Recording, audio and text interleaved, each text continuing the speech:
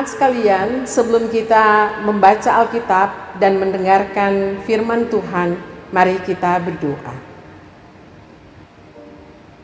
Ya Tuhan Allah yang Maha Baik, setiap kali kami membaca Alkitab dan mendengarkan suara hati-Mu dalam pemberitaan firman, kami sadar sungguh bahwa segala yang ada pada kami adalah karunia-Mu yang terbaik. Dan jika kami harus mempersembahkan pikir dan rasa kami, hati kami, sebagai tempat di mana Tuhan bertakhta dengan kemuliaan-Mu dan berita sukacita, Injil kebenaran Allah itu menjadi pegangan dalam hidup kami. Biarlah di hari ini, Minggu 12 Juli 2020, kami semakin mengerti bahwa Tuhanlah yang berkuasa menentukan segala sesuatu dalam sejarah bumi ini. Supaya dengan demikian kami tetap mengingat bahwa di dalam segala sesuatu, oleh segala sesuatu, dan untuk segala sesuatu, kami tidak boleh berjalan sendiri tanpa Tuhan yang menuntun kami, yang menyegarkan kami dengan kuat kuasa Roh Kudus. Biarlah Roh Kudus Tuhan memberikan kepada kami kesempatan untuk mengetahui dengan persis siapa Tuhan, siapa kami, dan siapa alam kami. Dalam nama Tuhan Yesus Kristus, firman yang hidup, kami berdoa kepada Bapa di sorga. Amin. Jemaat yang dikasihi dalam Tuhan Yesus Kristus, bagian Alkitab pasal 20 ayat 2-13 akan dibacakan begini bunyinya. Doa Musa dan Harun. Pada suatu kali, ketika tidak ada air bagi umat itu, berkumpullah mereka mengerumuni Musa dan Harun. Dan bertengkarlah bangsa itu dengan Musa, katanya, sekiranya kami mati binasa pada waktu saudara-saudara kami mati binasa di hadapan Tuhan, mengapa kamu membawa jemaah Tuhan ke padang gurun ini supaya kami dan ternak kami mati di situ? Mengapa kamu memimpin kami keluar dari Mesir untuk membawa kami ke tempat celaka ini yang bukan tempat menabur, tanpa pohon ara, anggur dan delima, bahkan air minum pun tidak ada? Maka pergilah Musa dan Harun dari umat itu ke pintu kemah pertemuan lalu sujud. Kemudian tampaklah kemuliaan Tuhan kepada mereka. Tuhan berfirman kepada Musa, ambillah tongkatmu itu dan engkau dan Harun kakakmu harus menyuruh umat itu berkumpul. Katakanlah di depan mata mereka kepada bukit batu itu supaya diberi airnya. Demikianlah engkau mengeluarkan air dari bukit batu itu bagi mereka dan memberi minum umat itu serta ternaknya. Lalu Musa mengambil tongkat itu dari hadapan Tuhan seperti yang diperintahkannya kepadanya. Ketika Musa dan Harun telah mengumpulkan jemaah itu di depan bukit batu itu, berkatalah ia kepada mereka, dengarlah kepadaku, hai orang-orang durhaka. Apakah kami harus mengeluarkan air bagimu dari bukit batu ini? Sesudah itu, Musa mengangkat tangannya lalu memukul bukit batu itu dengan tongkatnya 2 kali. Maka keluarlah banyak air sehingga umat itu dan ternak mereka dapat minum. Tetapi Tuhan berfirman kepada Musa dan Harun, karena kamu tidak percaya kepadaku dan tidak menghormati kekudusanku di depan mata orang Israel, itulah sebabnya kamu tidak akan membawa jemaah ini masuk ke negeri yang akan kuberikan kepada mereka. Itulah mata air Meriba, tempat orang Israel bertengkar dengan Tuhan, dan Ia menunjukkan kekudusannya di antara mereka. Demikian jauh bagian bacaan Alkitab. Jemaat yang diberkati oleh Tuhan Yesus Kristus, mengkhotbahkan bagian bacaan Alkitab hari ini bagi saya ternyata cukup kompleks. Ada banyak sekali sisi yang mencuat untuk dijadikan bahan perenungan. Kita semua ingat akan hal-hal berikut. Ada Allah sebagai pemilih, penentu, penguasa, pemimpin sekaligus pelindung bagi umat Israel dalam kepemimpinan Musa. Ada Musa sebagai bayi yang pernah dilindungi dan diselamatkan Allah, tokoh yang dipilih dan diutus Allah, disertai, diberkati, tetapi juga dihukum. Ada Harun, abang Musa, sebagai nabi bagi Musa, di mana Musa sendiri ditentukan Allah bagi Firaun. Kita bisa bandingkan Kejadian 7 ayat 1 sampai 7. Ada permasalahan tentang kebutuhan air yang tidak terpenuhi dalam pengembaraan Israel, dan bagaimana solusi tepat yang teraktual dalam dimensi kealahan. Jemaat yang dikasihi Tuhan, menjurus pada tema bulanan dan mingguan Gereja Protestan Maluku, maka saya mengajak kita untuk berbicara seputar poin terakhir tadi, yaitu permasalahan kebutuhan air. Namun tidak berarti bahwa 3 hal pertama di atas tidaklah penting. Sebab dalam bacaan Alkitab tadi hal-hal di atas semuanya saling berkaitan. Sekali berbicara tentang umat Israel, ada relasi yang intens dengan Allah, Musa, Harun, serta peristiwa-peristiwa keumatan, persoalan kepemimpinan, tetapi juga kepemilikan. Entah itu hidup, tetapi juga harta benda. Sebagai catatan, saya juga mau mengingatkan kita bagaimana korelasi cerita ini dengan cerita yang terdapat dalam Keluaran 17 ayat 1 sampai 7, di mana kemiripan ataupun perbedaan nama, istilah dan sebutan janganlah membuat kita ragu akan sebuah peristiwa Allah. Harus tetap menjadi pegangan bagi kita bahwa semua peristiwa hidup Israel masa lalu, kini dan selamanya, bahkan hidup kita kini dan nanti, tetap tidak dapat dilepaskan dari sosok utama hidup ini, yaitu Allah Bapa dalam Yesus Kristus dan Roh Kudus.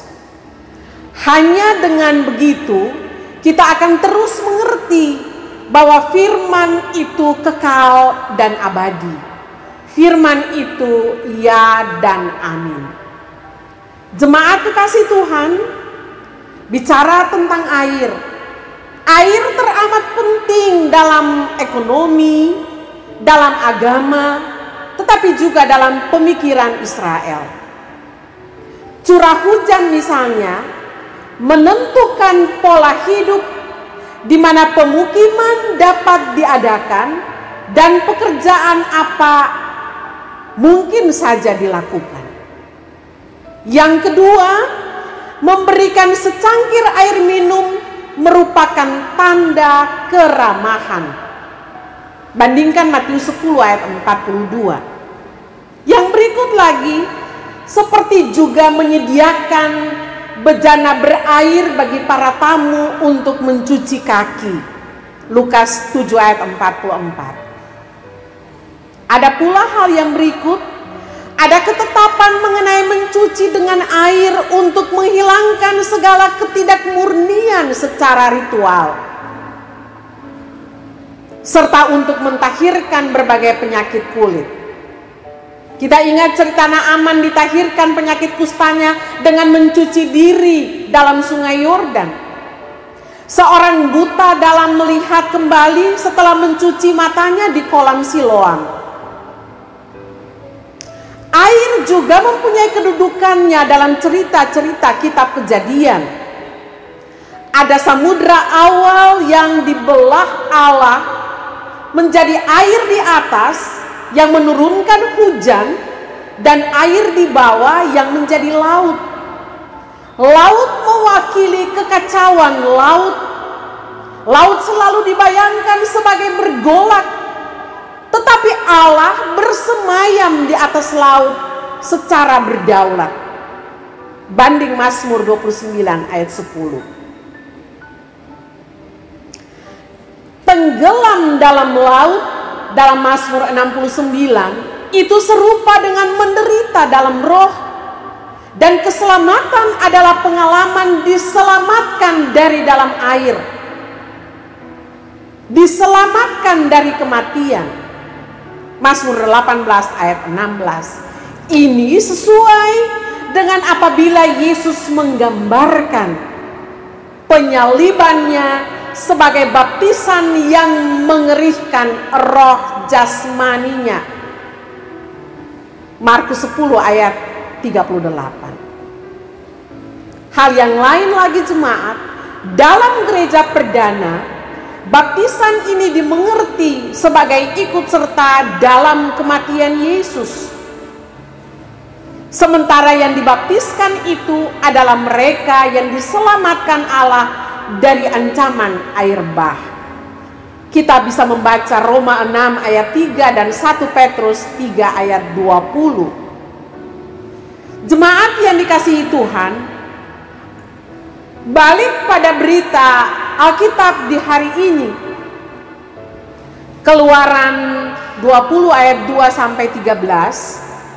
4 ayat pertama bacaan kita ayat 2 sampai 5 mengisahkan kenyataan Israel kekurangan stok air untuk konsumsi serta kebutuhan ternak peliharaan mereka. Terjadilah persungutan, kerumunan, silang pendapat, ancaman yang bila tidak diselesaikan dengan cepat akan ada kekacauan yang lebih besar. Bahkan pasti akan terjadi kematian. Apa pasalnya? Lagi-lagi mereka mengenang masa lalu di Mesir yang penuh dengan kelengkapan jasmani, kelengkapan perut.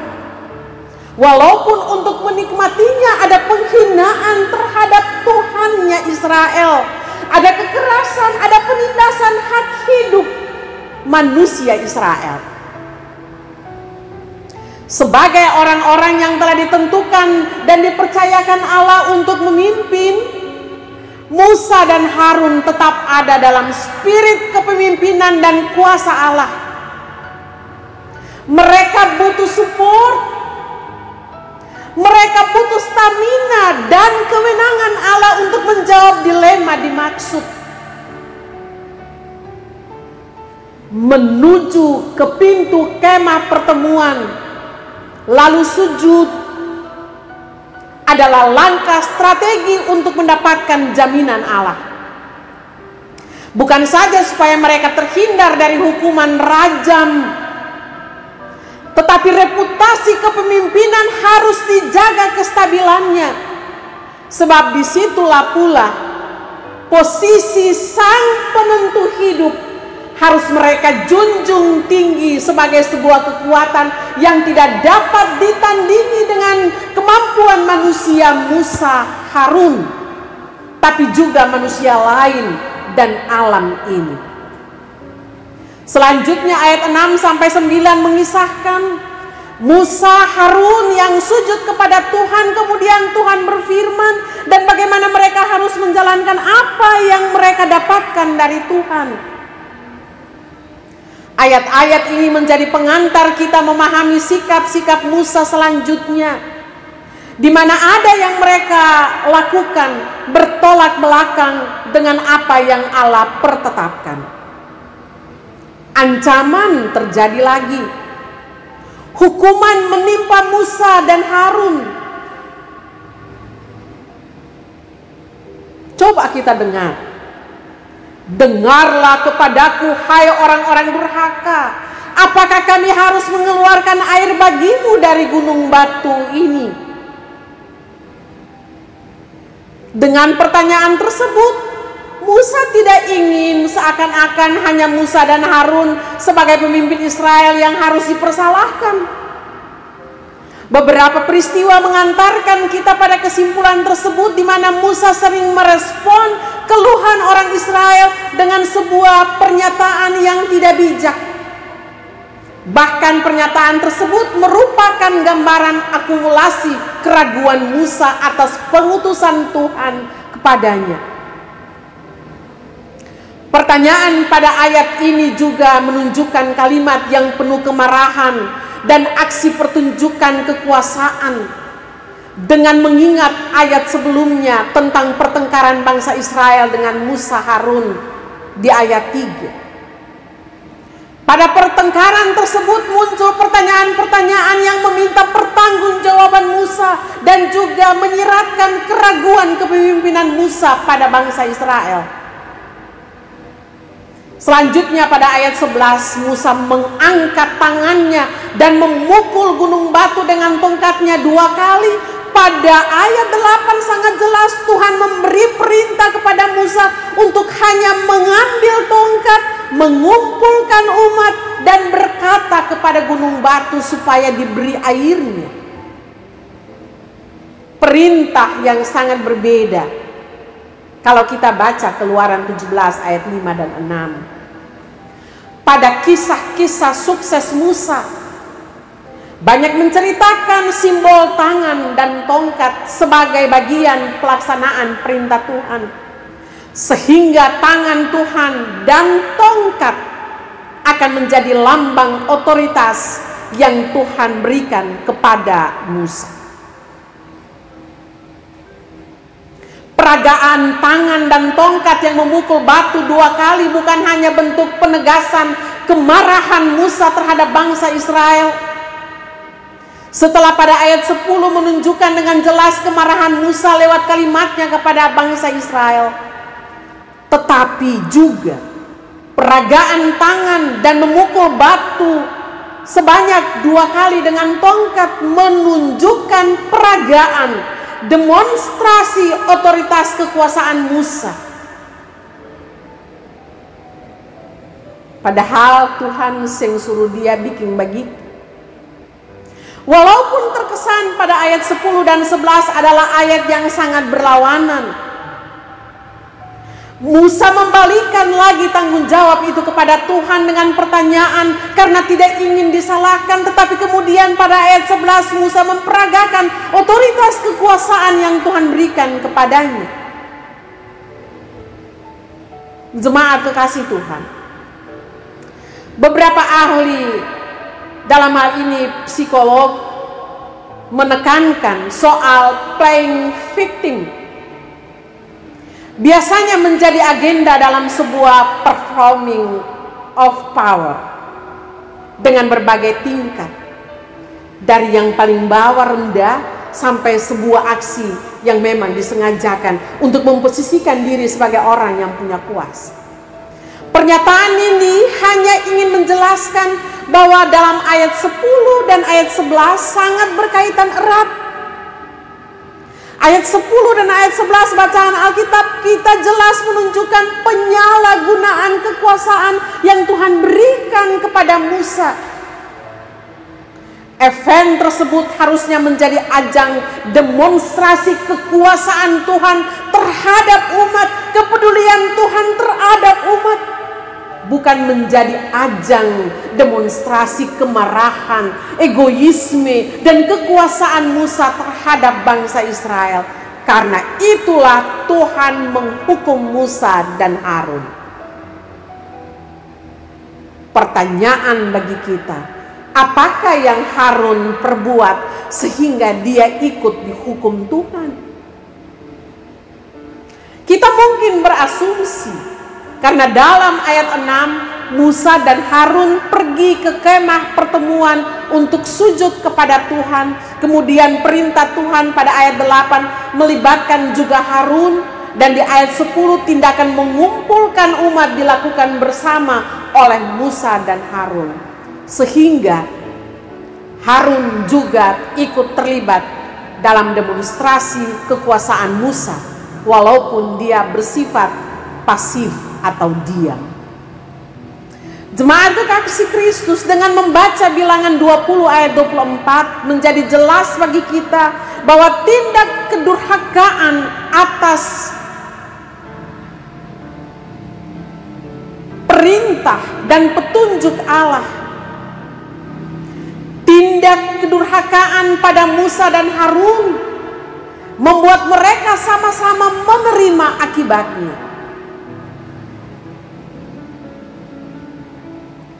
Kita tahu bangsa Israel mengalami krisis air, dan seharusnya sebagai pemimpin yang diberikan otoritas oleh Tuhan mampu menjawab krisis tersebut dengan menunjukkan sikap kepemimpinan yang menggambarkan kasih dan kemurahan serta anugerah Allah, bukan menjadi ajang pamer kekuasaan atau kesempatan untuk merespon segala sesuatu demi memuaskan ego pribadi.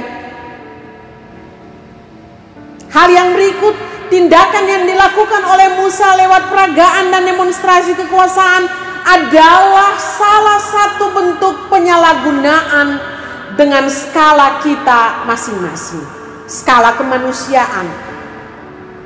Sebab sejak lama sebagai manusia, kita pun sebagai orang Kristen, kita merasa lebih superior, kita merasa lebih berkuasa dari makhluk-makhluk lain. Oleh sebab itu, jemaat, dengan berbekal pemahaman narasi kita terhadap Kejadian 1 ayat 26, kadang kita merasa kita yang utama karena kita diberi mandat untuk menguasai alam. Pada titik ini kita kemudian melakukan demonstrasi kekuasaan dengan mengeksploitasi alam sekehendak kita. Dan ketika terjadi bencana, kita sering menyalahkan orang lain. Kita berpikir pihak lain lebih besar bahayanya dibanding kita. Artinya di sini bahwa kita pun turut mengambil bagian walaupun kecil dalam perubahan alam dan iklim. Sehingga yang serakah sedikit, yang salahnya sedikit, yang salahnya atau serakahnya setengah-setengah, ataupun serakah dan kesalahannya besar, setiap orang, setiap pihak yang telah berproses memanipulasi kekuatan alam dan isinya sama-sama bersalah. Penyalahgunaan manusia terhadap alam, dan dalam bacaan kita hari ini terhadap air misalnya, mengakibatkan terancamnya keberlangsungan hidup. Alam kita tahu adalah tanda atau sakramentum kehadiran Allah, seharusnya dipelihara dengan baik oleh kita manusia. Alam seharusnya menjadi gambaran kebesaran dan kemahakuasaan kasih Allah. Manusia dan alam adalah bagian dari satu komunitas yang utuh, yang merayakan sakramentum kehadiran Allah. Sebab dengan memahami secara baik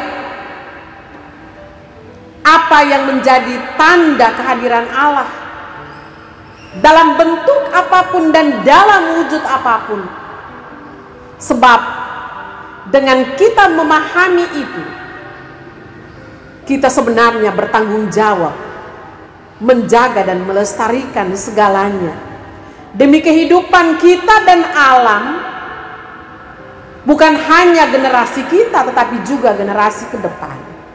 Air adalah salah satu hal yang esensi dalam hidup manusia, karena bukan hanya 60% atau 70% tubuh kita terdiri dari air,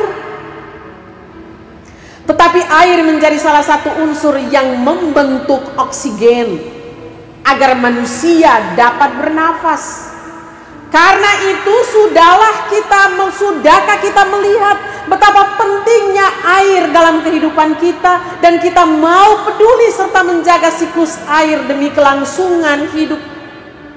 Sudahkah juga kita mempedulikan komunitas-komunitas yang krisis air bersih dan melakukan usaha atau proyek bersama untuk membangun hidup yang lebih baik? Ingatlah jemaat, bahwa air bersih untuk mencuci tangan menjadi salah satu langkah pencegahan kita terhadap pandemi COVID-19 yang sedang kita hadapi.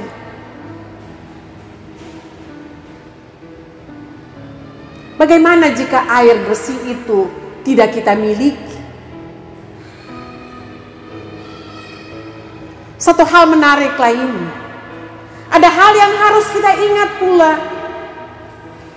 Dalam tradisi kita, baik di Maluku maupun Maluku Utara, mungkin juga di daerah-daerah yang lain, tradisi yang dibangun seputar air. Ada banyak ritual adat yang melihat pentingnya air bagi komunitas masyarakat. Di negeri-negeri ada acara cuci negeri yang di dalamnya ada acara cuci kepala air atau cuci mata air. Orang-orang yang tinggal di Rumah Tiga, entah penduduk asli Rumah Tiga ataupun yang datang dari negeri-negeri adat lainnya, pasti tahu istilah ini, cuci kepala air atau cuci mata air dalam sebuah prosesi cuci negeri. Oleh sebab itu, kalau masyarakat tak berbeda dia Kristen atau non-Kristen, yang percaya pada Tuhan Yesus air hidup ataupun tidak percaya, tetapi di dalam satu lingkup masyarakat yang memiliki tradisi adat cuci negeri, pasti air digunakan menunjukkan kesucian, menunjukkan kebaikan moral seseorang, kebaikan moral sebuah komunitas.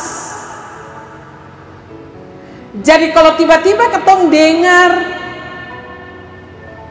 kalau kepala air kotor, kaki air juga kotor, kalimat ini sangat familiar dengan kita. Ini dia sudah kait dengan sebuah keberadaan seorang pemimpin. Jadi kalau pemimpin taratoran, pasti yang dipimpin juga taratoran lain. Apalagi kalau dia pakai sistem ABS, asal Bapak senang. Lah kalau yang di atas nih su taratoran akan pembawa sedikit taratoran, apalagi yang di bawah lebih sing atoran lain.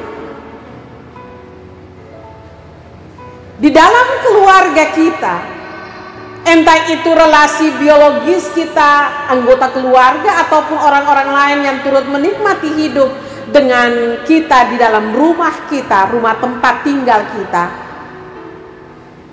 berbias sedikit di asrama misalnya, di tempat-tempat kos misalnya. Kalau kita tahu memimpin diri kita masing-masing, semua orang akan mengalami kebaikan. Semua orang akan mengalami hidup yang tenang dan damai. Semua orang akan merasa enjoy di tempat di mana dia tinggal, di tempat di mana dia tidur, di tempat di mana dia menikmati rezeki, di tempat di mana dia membangun persahabatan, di tempat di mana dia mendirikan mesbahnya bagi Tuhan dan untuk jemaat GPM Rumah 3. Perbiasakanlah mesbah rumah doamu berdiri di dalam kesucian dan kebaikan moral. Menggapainya tidak susah, karena sejak di dalam rahim seseorang diajak berdoa dan terus didoakan, dan sampai orang tersebut menutup mata di dalam peti jenazah misalnya dan dimakamkan, orang tersebut pernah berdoa tentang kebaikan, memintakan kebaikan, dan pernah didoakan untuk menjadi orang-orang yang bermoral baik. Bagaimana seorang pemimpin di keluarga bisa baik kalau dia menggunakan kemampuannya sendiri? Libatkanlah Tuhan yang memberikan status kepemimpinan itu. Di kantor,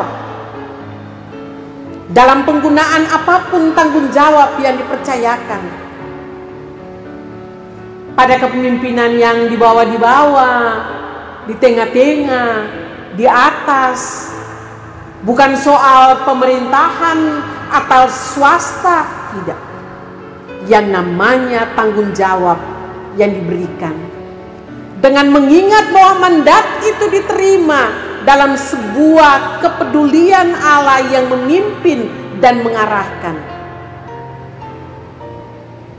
Pengalaman penghukuman pada Musa dan Harun jangan berimbas pada diri kita. Karena kita belajar dari kegagalan orang lain, kita tidak akan terantuk pada batu yang sama, apalagi terantuk 2 kali. Pindah dari batu tuh, ataukah pindah batu tuh, supaya kita layak berada terus dalam janji Allah, bahkan kita selamat bersama dengannya. Musa dan Harun tidak layak untuk menikmati kebahagiaan di tanah perjanjian,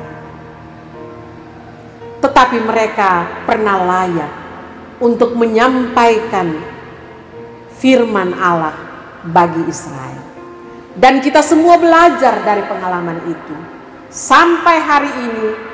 Oleh sebab itu, carilah kelayakan di hadapan Allah, jangan cari pada manusia. Tuhan Yesus menolong kita untuk tetap layak bagi penghormatan dan kemuliaan pekerjaan Tuhan, apapun peran yang diberikan Tuhan kepada kita. Selamat menjalani tanggung jawab kepemimpinan atas pertolongan Tuhan. Kita berjumpa dengan Dia yang memberikan mandat untuk peran-peran itu, dan kita dimuliakan bersama-sama dengan Amin.